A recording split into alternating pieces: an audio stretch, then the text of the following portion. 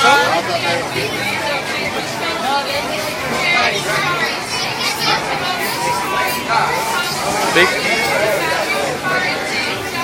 fish tank at the Rainforest Cafe in Galveston, Texas.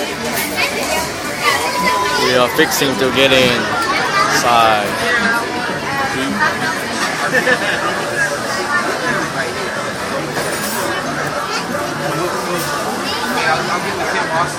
Bye bye.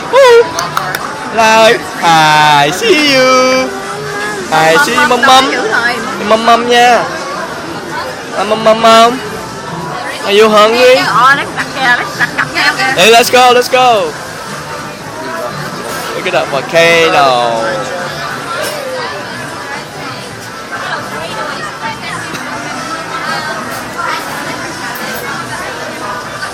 A lot of fish. Aquarium. Fishy.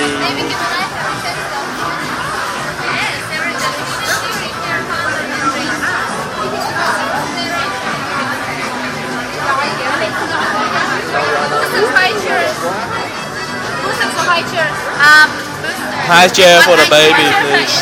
One high chair, one booster, right? Thank you.